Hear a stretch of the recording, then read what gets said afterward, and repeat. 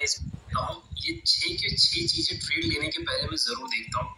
अगर इसमें से कोई भी एक चीज मिसिंग है तो मैं ट्रेड नहीं लेता हूँ। और सेम मैं आपसे एक्सपेक्ट करता हूँ कि अगर इसमें से कोई भी एक चीज आपको नहीं पता है तो मत लीजिए, आपको चांस है कि उसमें आपको लॉस होगा। और कोई भी लूजिंग बेट के ऊपर पैसा लगाना पसंद नहीं करता। अगर आपको पता है कि यहाँ आपको हारने का चांस है तो आप वहां पर पैसा लगाओगे कभी? बिल्कुल नहीं लगाओगे, राइट। तो कभी भी ये 6 चीजें आप जरूर देखो। क्या है वो 6 चीजों में? तो पहला आता है वो है आपका ट्रेंड। ट्रेंड आपको कोई भी आप ट्रेड ले रहे हो उसमें ट्रेंड जानना बहुत जरूरी है, क्योंकि अगर ट्रेंड के अगेंस्ट में अगर हमने ट्रेड लिया तो वो हमें बहुत भारी पड़ सकता है। ठीक है, तो पहली बात तो आप इसको मतलब लिख लो कि trend is our friend. Trend के अगेंस्ट में कभी ट्रेड नहीं लेना है। एग्जाम्पल हम देखेंगे, ठीक है। चलिए आइए ट्रेंड को कैसे फाइंड आउट करें। अब आप देख सकते हो अदानी का मैं चार्ट ओपन करता हूँ, ठीक है। कोई भी रैंडम आप चार्ट ओपन करके देख लीजिए। ट्रेंड को फाइंड आउट करने का सबसे आसान तरीका क्या है कि पहली बात, अगर कंटिन्यूअसली इसके अंदर higher high lower low form हो रहा है, मतलब कैसा होता है, अप ट्रेंड फिर पुल बैक, ठीक है, फिर up trend pull back, up trend pull back, up trend pull back. तो ये क्या है, मार्केट हायर हाई और हायर हाई के फॉर्मेशन में 5 मिनट के कैंडल में मैं अगर हम इंट्राडे कर रहे हैं तो देखिए, तो मैं इसमें शॉर्टिंग अपॉर्चुनिटी देखूंगा ही नहीं। ठीक है, सही बात है, कोई दिक्कत है इसके अंदर नहीं है। और क्या बिगर फ्रेम में आप इसको अगर हम टाइम फ्रेम में देखेंगे तो भी ये बिगर फ्रेम में भी कैसा है कि ये अप ट्रेंड में है। फेयर इनफ है ना, अप ट्रेंड के अंदर है, एक अपने इंपॉर्टेंट लेवल पे है। तो इसमें अब जिस तरह का ये चल रहा है इसके अंदर अभी हम जो है शॉर्ट पोजीशन नहीं लेंगे, पहली बात। दूसरी बात, और क्या तरीका है, अगर आप इंट्राडे कर रहे हो तो मैं दोनों का तरीका बताता हूँ। अगर आप ये देख रहे हो पोजिशनल कर रहे हो तो हमेशा नोटिस कीजिए कि आपका जो है ना मूविंग एवरेज, ये जो ट्रेड है आपका मूविंग एवरेज के ऊपर होना चाहिए। कितने मूविंग एवरेज के ऊपर होगा तो ज्यादा अच्छा है, तो वो है आपका 50 मूविंग एवरेज। ठीक है, हमेशा कोशिश कीजिए कि आप जो ट्रेड ले रहे हो ना वो 50 मूविंग एवरेज के ऊपर है। अब आप देखोगे ये चॉपीनेस मार्केट में आया हुआ है, ये स्टॉक जो है साइडवेज था बीच में, लेकिन फिर भी जब भी 50 मूविंग एवरेज के ऊपर क्रॉस किया है काफी अच्छा मूव दिया हुआ है। ठीक है, और इसके पहले अगर बैक टेस्ट करके देखोगे तो हर एक स्टॉक का कोई स्टॉक जो है 50 पे है, कोई स्टॉक होता है 60 के ऊपर, लेकिन ये जब भी 50 के ऊपर है काफी पॉजिटिव रहा है। और अब आप देखोगे एक बार फिर से 50 मूविंग ट्रेड में 50 मूविंग एवरेज के ऊपर ट्रेड कर रहा है, तो हम जो है इसमें लॉन्ग पोजीशन ही बनाएंगे, शॉर्ट पोजीशन नहीं बनाएंगे। अगर आप डे ट्रेडिंग स्विंग ट्रेडिंग कर रहे हो तो स्विंग ट्रेडिंग कर रहे हो तो ठीक है। और अगर मान लो कि आपको यहाँ पर अपॉर्चुनिटी दिख रही है स्विंग ट्रेडिंग में और आप अगर पोजीशन बनाने जा रहे हो और देख लिया कि अगर 50 मूविंग एवरेज के नीचे, तो मत बनाओ, वेट करो इसके ऊपर जाने का। आप देख सकते हो कि प्राइस जो है कैसे 50 मूविंग एवरेज के पास आकर हॉल्ट लिया है ना। तो इस तरीके से ये आपके लिए ट्रेंड बताने का काम कर सकते हैं। और इसके अंदर क्या है, डे ट्रेडिंग के अंदर क्या है, हम डे ट्रेडिंग के अंदर इसको मैं बंद करके वीवैप लगा लूंगा। ठीक है, वीवैप के ऊपर अगर है तो मैं लॉन्ग पोजीशन बनाऊंगा, जब तक वीवैप के नीचे नहीं है तब तक मैं लॉन्ग पोजीशन नहीं बनाऊंगा, शॉर्ट पोजीशन की शॉर्टिंग की अपॉर्चुनिटी देखूंगा। इस तरह से आप मार्केट का ट्रेंड पता कर सकते हैं। ओके, फेयर इनफ है। और एक चीज बताना चाहूंगा, डेली चार्ट पे एक और तरीका है आपको पता करने का कि मार्केट ट्रेंडिंग है या साइडवेज है या डाउन ट्रेंड में है। तो क्या तरीका है, तो हम इसमें वीवैप को मैं हाइड कर लेता हूँ और वो जो मूविंग एवरेज था ना उसको लगाता हूँ। तो मूविंग एवरेज, ठीक है, ये मूविंग एवरेज की लाइन है। आप एक चीज नोटिस कीजिए, मूविंग एवरेज जो है इसमें अप ट्रेंड की तरफ है। ठीक है, कैसा है, ऊपर की तरफ है। देखो मूविंग एवरेज जो है अगर इस तरह से ऊपर की तरफ जा रहा है तो समझो कि वो अप ट्रेंड है। अगर मान लो कि वो इस तरह से हो गया तो समझ जाओ कि ये साइडवेज ट्रेंड है, और जहां ये नीचे की तरफ मुड़ा तो नेगेटिव ट्रेंड चालू हो गया। ओके, फेयर इनफ है, ये काफी सिंपल है समझने में। तो आप देख सकते हो जब ये नीचे से ऊपर की तरफ जाने लगा, यहाँ तक जो है पूरा अप ट्रेंड था, उसके बाद ये मार्केट साइडवेज हुआ है और अब धीरे धीरे घूम रहा है ये ऊपर की तरफ। आप और भी स्टॉक्स में देख सकते हो, ये डे ट्रेडिंग के लिए मैं बता रहा हूँ आपको। ठीक है, और भी स्टॉक्स में आप देख सकते हो सेम सिमिलर है, अप ट्रेंड की तरफ है।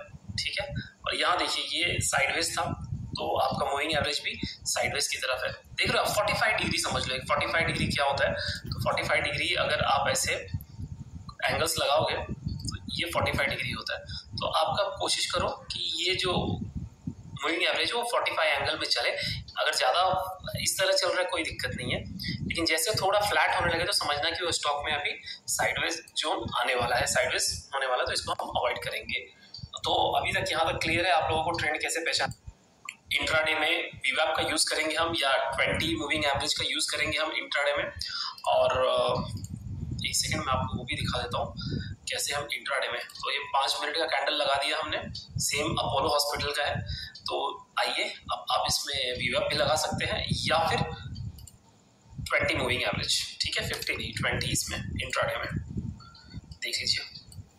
तो जब तक वीवैप के नीचे है, ओके, आप ये दोनों में से कोई भी यूज कर सकते हो। मैं वीवैप यूज करता हूँ बिकॉज ये इंटरनेशनली ये जो बनाई है सिर्फ और सिर्फ इंट्राडे के लिए है, और ये आपको डेली पे नहीं दिखेगा वीवैप, तो इसके लिए। या फिर आप 20 मूविंग एवरेज लगा लीजिए और उससे भी आप पता कर सकते हैं ट्रेंड क्या है।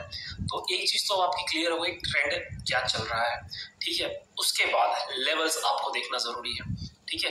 लेवल्स कौन सी चीजें होती है लेवल्स आपको देखने के लिए? तो आप जो ट्रेंड करने वाले हो, जो ट्रेडिंग करने वाले हो, आपके लेवल्स पहले से डिसाइड है या नहीं है। तो लेवल के अंदर क्या आता है, लेवल आपको पता होना चाहिए। अब लेवल किस चीज का लेवल हो सकता है? ये लेवल के अंदर जो आता है, ये 4 अलग अलग चीजें आती है, ठीक है। साइकोलॉजिकल लेवल जो मैंने आपको ऑलरेडी बताया हुआ है कि आपका स्टॉक कहीं साइकोलॉजिकल लेवल के पास तो नहीं है। फॉर एग्जाम्पल अभी जैसे ये 5 मिनट का कैंडल है, 4500 साइकोलॉजिकल लेवल के पास है। तो अब यहाँ पर जब इसके ऊपर निकलेगा, मान ली इसमें तो खैर ट्रेड बन नहीं रहा है, क्योंकि आप देख सकते हो पीछे काफी कुछ यहाँ पर रेजिस्टेंस है। ये देखते हैं हम केस, ठीक है। यहाँ पर जो है इंट्राडे में वीवैप के ऊपर है और 50 मूविंग एवरेज के ऊपर, माफ करना 20 मूविंग एवरेज के ऊपर है इंट्राडे में। तो 5 मिनट के कैंडल पे देख रहे हैं, जैसे ये ट्रेड 2050 के ऊपर निकलेगा तो अभी भी मेरे पास ऊपर 50 पॉइंट का जगह है, राइट। तो मैं इसमें ट्रेड ले सकता हूँ। वही अगर ये ट्रेड मान लो 2094 के पास या 90 के पास मिलता है ऐसा सेटअप, तो मैं नहीं लेता, ठीक है। तो ये आपके लिए साइकोलॉजिकल लेवल बहुत ज़्यादा इंपॉर्टेंट है। ये 3 चीजें हो गई। अब उसके बाद एंट्री आपको किस पे पोजीशन कर लेना है, तो ये कैसे समझोगे आप? तो एंट्री मुझे जैसे इस केस में मैं आपको बताता हूँ, अदानी एंटरटेनमेंट के सिनेरियो में मुझे पता है कि मेरा एंट्री जो होगा 2048 के ऊपर जैसे क्रॉस करेगा मेरा एंट्री लेवल होगा, ठीक है। अब हो सकता है कल मार्केट में क्या सिनेरियो हो, मार्केट या तो सेम लेवल पे खुले या गैप डाउन खुल जाए, उसके बाद आराम से आते आते इसको क्रॉस करे, तब मैं, और क्रॉस करते वक्त जरूरी नहीं है कि इसके ऊपर एक कैंडल क्लोज दे, हो सकता है कि 2049 2050 पे या एक बड़ा कैंडल बना दे 2052 53 पे, तो वो लेवल नहीं। मैं कोशिश करूंगा 2048 के पास में ही खरीदने का। 2050 तक मिल रहा है कोई दिक्कत नहीं है, लेकिन मुझे मेरा एंट्री पॉइंट अब पता चल गया है, ठीक है। तो आपको एंट्री पॉइंट पता है आपको, वेरी गुड। उसके बाद आपको आपका स्टॉप लॉस भी जानना बहुत जरूरी है रिस्क मैनेजमेंट के पॉइंट ऑफ व्यू से। तो मेरा अगर मान लो यहाँ पर, ठीक है, यहाँ पर अगर मैं ले रहा हूँ एंट्री, तो मेरा स्टॉप लॉस क्या होगा? या तो मेरा प्रीवियस स्विंग लो ये 2038 10 रुपए का स्टॉप लॉस होगा, या फिर अगर मान लीजिए कि यहाँ पे और प्राइस एक्शन बना रहा है, यहाँ पे सर्वाइव कर रहा है और उसके बाद ब्रेकआउट देता है, तो जो भी नियरेस्ट स्विंग लो होगा, लेकिन मतलब फिर भी 5 रुपए का तो मैं इस स्टॉक के अंदर एक रखूंगा ही एवरेज। तो स्टॉप लॉस मुझे मेरा पता चल गया, ठीक है। तो एंट्री पॉइंट पता है, स्टॉप लॉस पता है। उसके बाद क्या है कि एंट्री पॉइंट, स्टॉप लॉस, उसके बाद आपको आपका टारगेट भी जानना बहुत जरूरी है। तो टारगेट हम किस तरह से इसके अंदर डिसाइड करेंगे कि जैसे अदानी एंटरटेनमेंट है, काफी हाई बीटा स्टॉक है, जब ये चलता है तो बहुत ही जबरदस्त चलता है, आप देख सकते हो, आप इसका हिस्ट्री में जाकर देखिए, तो ये काफी बढ़िया चलता है। तो मेरे लिए मैं फिर भी अपना जो है 1:1 रिस्क रिवॉर्ड वाला स्टार्टिंग में, जैसे कि मैंने आपको कहा, बना के रखिए। और मार्केट का सेंटीमेंट अगर ज्यादा अच्छा है तो मैं 1:2 के लिए भी चला जाऊंगा, ओके। या फिर 1:1 पे 50% बुक करना है। आपकी जो भी प्लानिंग है, ठीक है, वो प्लानिंग आपको रखनी पड़ेगी सबसे पहले। तो ये सारी चीजें जब एक बार आपको पता हो जाएगा ना, तो आप ट्रेंड पॉजिटिव है तो अगर मान लो सेलिंग भी है तो आप हाइपर नहीं होंगे कि चलो ट्रेंड पॉजिटिव है, मैंने ट्रेंड के फेवर में लिया है तो बढ़िया है। लेवल्स आपको सारे पता है, साइकोलॉजिकल लेवल के पास में आपने लिया हुआ है ट्रेड, एंट्री आपको पता है, एसएल पता है, टारगेट पता है। तो आप जानते हो अब कि आपको अगर आपने जो ट्रेड लिया उसमें मैक्सिमम लॉस कितने का होगा?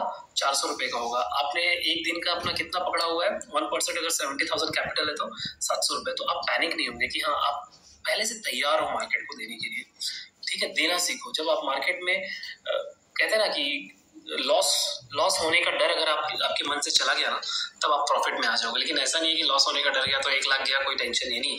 प्रॉपर रिस्क मैनेजमेंट फॉलो करने के बाद तो ये 5 चीजें आपके लिए अमृत हो सकती है अगर आप ट्रेड लेने से पहले इन सारी चीजों को आप अगर समझते हो, जानते हो तो। ठीक है, तो ये चीजें प्लीज अब जरूर साइकोलॉजिकल लेवल एक बहुत ही इंपॉर्टेंट चीज है, ये जल्दी कोई कवर नहीं करता, कोई बात पता नहीं क्यों इसके बारे में नहीं करता है। इस लेवल को आप रेस्पेक्ट कीजिए, मार्केट आपको रेस्पेक्ट करेगा। और एंट्री एग्जिट टारगेट, आप एक बार आपने ट्रेड ले लिया, ठीक है, आपको सब पता है कि हाँ इसमें मेरा मैक्सिमम लॉस 400 हो सकता है और मेरा प्रॉफिट है 800 हो सकता है, तो जाने के लिए इतना है, तो आपको फिर डरने की क्या जरूरत है। लोग डरते वही है जो स्टॉप लॉस लगा के नहीं चलते हैं, या 10,000 क्वांटिटी ले लिया जिसमें उनको मतलब क्या बोलते हैं 15,000 का लॉस होने वाला है, जो ऑलमोस्ट समझो कि 10% ऑफ हिज कैपिटल और हर कैपिटल है, तब उस सिनेरियो में आपका जो है साइकोलॉजी काम नहीं करता। तो माइंडसेट बनाने के लिए ये सारी चीजें जानना बहुत जरूरी है, ठीक है। तो उम्मीद करता हूँ आपको ये अच्छे से समझा होगा, आप इसके ऊपर प्रैक्टिस जरूर करेंगे और पेपर ट्रेडिंग कीजिए। पेपर ट्रेडिंग करोगे तो ही आपको प्रैक्टिस से ही आपका जो है साइकोलॉजिकल जो है अच्छा स्ट्रांग होगा।